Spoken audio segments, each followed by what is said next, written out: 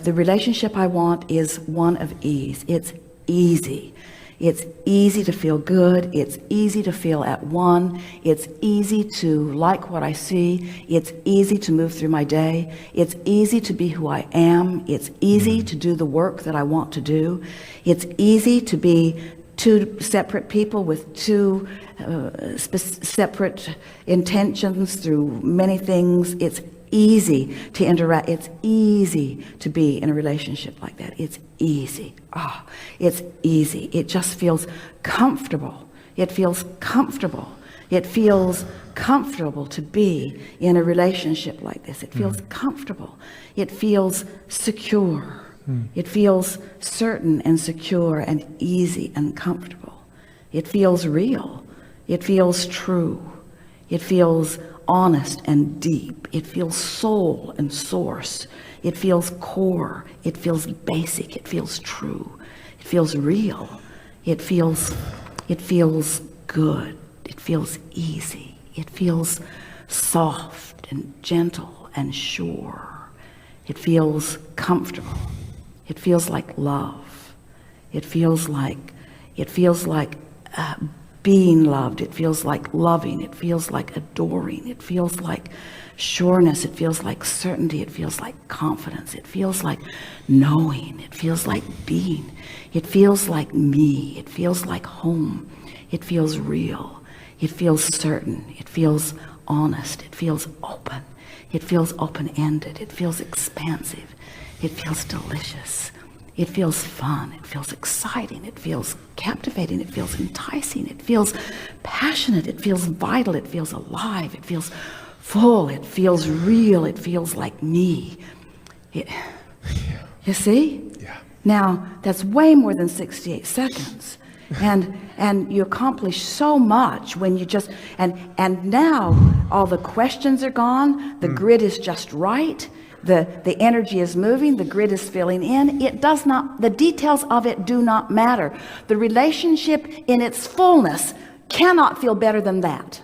Cannot feel better than that. In other words, because all those things and all those details that are coming that you want are all because you want to feel like you just felt. Yes. So you just made an end run around the unnecessary manifestation, and you captured the emotional, vibrational resonance of what you're looking for, and you just became a vibrational match to what's in your vortex. And now, like water flows downhill, so this soft, gentle, comfortable, easy momentum. So now what's happened? Now you've done grid work, and you have, because we didn't pull that out of thin air. We pulled it right out of your vortex, right out of the core of who you are. It's who you are. It's why you felt it. It's why you resonate with it so deeply. So now you've done this grid work. What's happened is the vibration of that which you are and the vibration of that which you want are in the same place. So now evidence of this newfound, newly discovered resonance, good word, resonance, will start showing up. In other words, the grid's going to begin filling in. Your work is not to jump into some sort of immediate action. Your work is to acknowledge the relationship between that and what just happened, between that and what just happened, between that and what just happened. So what will happen as you continue to do that today and tomorrow and the next day and the next day is your confidence in your belief, your expectation, your knowing, your certainty of the unfolding. Then you just say things like, things are always working out for me. Things are always working out for me. Sometimes, if you haven't done grid work consciously, you've been doing it, but you haven't been doing it consciously, and someone walks across a hotel lobby and you see them again, you think that it's a sign from the universe and that you should follow it out. And maybe it is. But when you've consciously done the grid work and that happens, you see it for exactly what it is. You see what we're getting at? Yes. There's no possible way that you will not find and enjoy and feel all of these things that we're talking about. And if we were standing in your physical shoes, we would joyously allow the universe to deliver to you with precision everything that you're looking for. And we would not for a moment make any effort at all to fill in our own grid. We wouldn't pack up our truck and go, as we were teasing you earlier. We would not do that, because that's you trying to fill in the grid. But when you wake up one morning and you know that there is nothing, no one that could keep you from doing exactly that, that's the grid filling in, you see. Yeah. Can you feel the difference? Yes. Good time for a segment of refreshment. Thank you so much. It's really interesting to watch you. Sometimes you'll have an experience with someone. Often it's someone you live with, someone that you really did like a lot at one time. And you're having this sort of tumultuous experience with them. Maybe it's an employee-employer relationship. Maybe they have been and are your lover. Maybe it is a parent, child, or friend.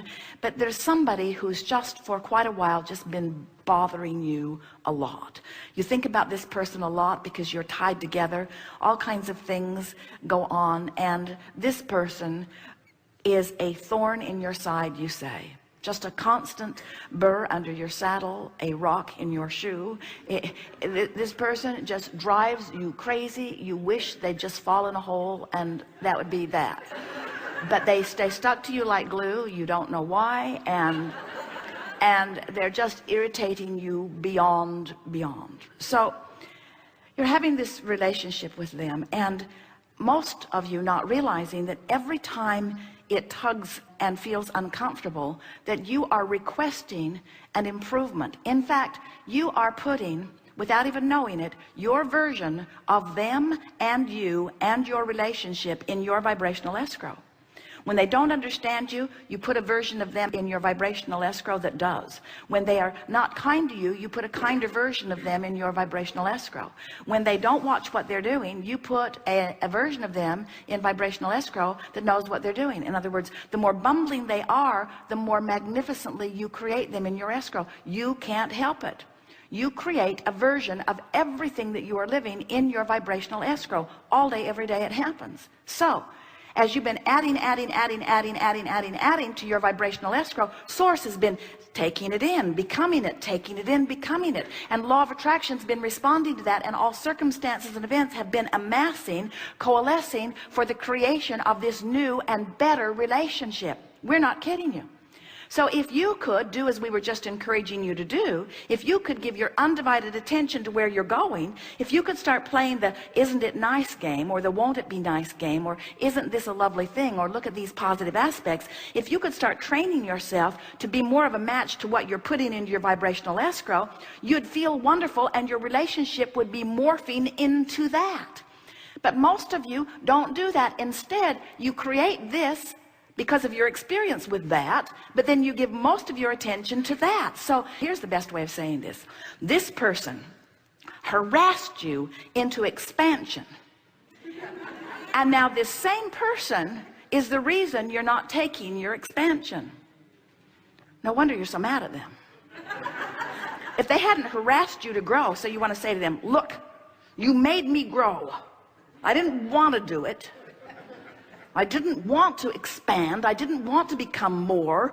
You harassed me into expansion, and now your ineffectiveness keeps me from taking my expansion. And that's why I'm extra mad at you. Doesn't that define a lot of relationships you have? If it weren't for the contrast, you wouldn't have expanded, and if it weren't for the expansion, you wouldn't feel bad in not taking the expansion. And then, the amazing things you concoct to try to explain it, when there's really only one thing that explains it. You grew and you didn't go. Your inner being went that way and you stayed over here. And the funny thing about it, it's funny to us, not to you. The really interesting thing about it is, the more you don't go, the more you ask, and the more you ask, the more you grow, and the more you grow, the more you don't go, and the more you don't go, the more you ask, and the more you ask, the bigger the contrast feels, and the bigger the contrast feels, then the more you rebel, the more you blame, the more you criticize. You might as well give it up, because you can't stop expanding. You might as well just let go of the struggle, let go of control, let go of trying to get others to be better so that you can feel better, let go of all of those reasons that you don't feel good, let go of all of the conversation about if you had done this differently, then I would feel better right now. Well, of course, if everyone held you as their only object of attention and their only goal was that you live happily ever after, we imagine your nest would be pretty feathered. But it's not going to happen, so give it up. All of you were born to feather your own nest. All of you were born to create a magnificent nest of creation and to move yourself into vibrational alignment with it. And we see you. If you think someone else is dabbling in your reality, you want them out. You don't want anybody creating in your reality. You think you do. When things aren't going well, you say, come in and help me. But then if they take control and want to tell you everything, it's like Jerry and Esther when Esther is driving.